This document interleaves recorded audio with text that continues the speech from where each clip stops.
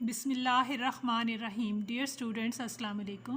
آج میں آپ کو فیڈرل بورڈ سال اول کی اردو کی کتاب کے سبق نمبر 1 اخلاق حسنہ، جس کے مصنف ہیں مولانا شبلی نعمانی، اس کے مشقی سوالات میں سے سوال نمبر 4 کرواؤں گی۔ سبق کو پڑھ کر مصنف اور قاری کے نقطۂ نظر کو سامنے رکھتے ہوئے مرکزی خیال تحریر کریں۔ مرکزی خیال: مولانا شبلی نعمانی کی تصنیف سیرت النبی صلی اللہ علیہ وآلہ وسلم سے لیے گئے اس اقتباس اخلاق حسنہ میں نبی صلی اللہ علیہ وآلہ وسلم کی زندگی سے ان کے اخلاق و کردار کی مثالیں دی گئی ہیں۔ آپ صلی اللہ علیہ وآلہ وسلم لوگوں سے خوش اخلاقی سے ملتے، مہمان نواز تھے، خود کو دوسروں سے برتر خیال نہ کرتے، بلکہ صحابہ کرام رضی اللہ عنہ کے ساتھ مل جل کر رہتے۔ اگر کوئی آپ صلی اللہ علیہ وآلہ وسلم کو تکلیف بھی پہنچاتا تو خوش اسلوبی سے معاملہ حل کرتے، لوگوں سے عزت و احترام سے پیش آتے، کسی کی بری بات کی اصلاح بھی بحیثیت مجموعی کرتے، کسی کی بے عزتی نہ کرتے۔ آپ صلی اللہ علیہ وآلہ وسلم کی سیرت ہماری معاشرتی و اخلاقی زندگی کے لیے مشعل راہ ہے۔ یہ تھا مرکزی خیال۔ سوال نمبر 5، درج ذیل عبارت کے سیاق و سباق کے حوالے سے اہم نکات بیان کریں۔ عبارت میں آپ کو پڑھ دیتی ہوں اور اس کے سیاق و سباق ہم پھر کریں گے۔ عبارت ہے: غزوہ حنین سے واپس آ رہے تھے کہ راہ میں نماز کا وقت آ گیا۔ حسب دستور ٹھہر گئے، مؤذن نے اذان دی۔ ابو محذورہ، جو اس وقت تک اسلام نہیں لائے تھے، چند دوستوں کے ساتھ گشت لگا رہے تھے۔ اذان سن کر سب نے چلا چلا کر استہزاء کے طور پر اذان کی نقل اتارنی شروع کر دی۔ آن حضرت صلی اللہ علیہ وآلہ وسلم نے سب کو بلوا کر ایک ایک سے اذان کہلوائی۔ ابو محذورہ رضی اللہ تعالی عنہ خوش لہن تھے، ان کی آواز پسند آئی، سامنے بٹھا کر سر پر ہاتھ پھیرا اور برکت کے لیے دعا کی۔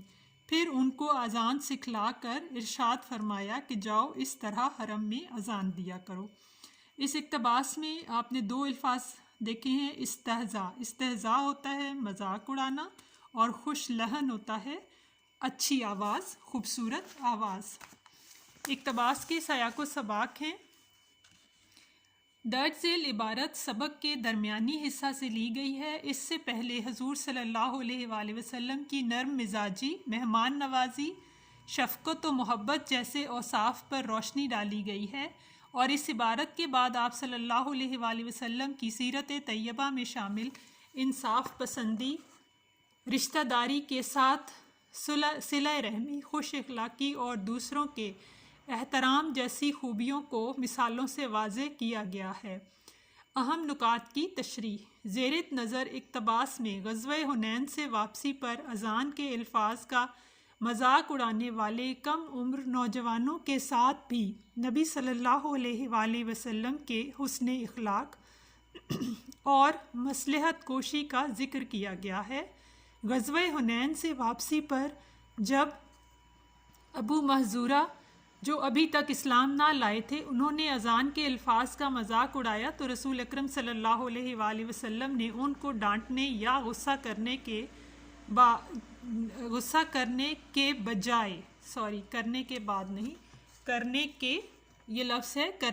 بجائے محبت سے انہیں پاس بلایا اور اذان کے الفاظ انہیں اور ان کے دیگر ساتھیوں کو دہرانے کے لیے کہا۔ چونکہ ابو محذورہ کی آواز بہت خوبصورت تھی، اس لیے آپ صلی اللہ علیہ وآلہ وسلم نے شفقت سے سر پر ہاتھ پھیرا اور فرمایا حرم میں جا کر اذان دیا کرو۔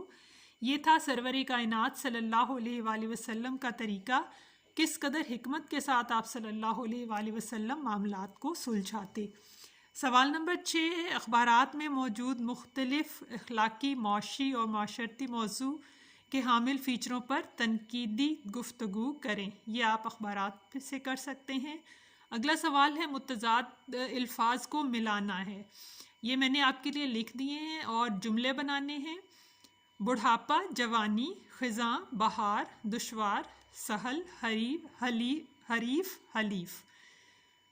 عارضی مستقل نشیب فراز، جملے ان کے آسان ہیں، بڑھاپا جوانی آسان الفاظ ہیں، اسی طرح خزاں بہار، دشوار سہل،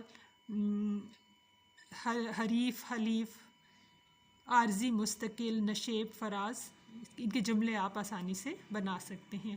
آخری سوال ہے، سیرت النبی صلی اللہ علیہ وآلہ وسلم کے موضوع پر بات کی گئی ہے، یہ آپ کے لیے میں پڑھ دیتی ہوں، اور مختصر تعارف ہے سیرت نگاری کا۔ سیرت نگاری اسی روز شروع ہو گئی تھی جب نبی کریم صلی اللہ علیہ وآلہ وسلم کے اقوال و افعال کو محفوظ کرنا شروع کیا گیا تھا۔ سیرت طیبہ صلی اللہ علیہ وآلہ وسلم سے متعلق روایات اور حضور صلی اللہ علیہ وآلہ وسلم کے مصدقہ اقوال کی تحقیق و تلاش نے وقت کے ساتھ ساتھ فن حدیث اور فن مغازی کی صورت اختیار کر لی۔ اردو ادب میں سیرت نگاری کی منظوم ابتدا تو 11ویں صدی ہجری میں ہو چکی تھی، لیکن اردو نثر ارتقائی سفر میں سیرت پر کتب اور تصنیف و تالیف 13ویں صدی ہجری میں شروع ہوئی۔ سر سید احمد خان کے خطبات احمدیہ، مولانا حالی کے معراج نامے، مولود نامے، شمائل نامے اور نور نامے 20ویں صدی کے وسط میں تحریر ہوئے۔ اسی دور میں مسلم مفکرین کی سیرت سے متعلق چند ایسی تصانیف سامنے آئی ہیں جنہیں عوام میں زبردست پذیرائی ملی۔ شبلی نعمانی سید سلیمان ندوی کی 5 جلدوں پر مشتمل سیرت النبی صلی اللہ علیہ وآلہ وسلم عوام و خواص میں خاص طور پر مقبول ہوئی۔ سیرت نگاری کی یہ روایت اپنی تمام تر توانائی، عقیدت اور درخشندگی کے ساتھ ہنوز جاری ہیں، ابھی تک جاری ہیں۔ یہ تھی سیرت نگاری کے بارے میں تفصیل۔ امید ہے آپ کو ویڈیو کی سمجھ آ گئی ہوگی۔ ویڈیو کو لائک کریں، شیئر کریں اور چینل کو سبسکرائب کریں۔ شکریہ۔